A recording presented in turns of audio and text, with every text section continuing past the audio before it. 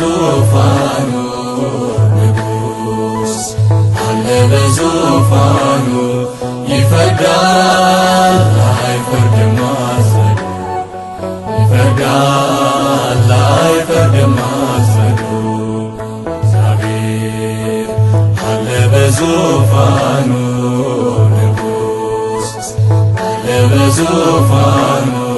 ይፈርዳል አይፈርድም አስረዱ ይፈርዳል አይፈርድም አስረዱ በእርግጥ ልጇ ሞቶ በሕይወት የለም ዛሬ ይህንን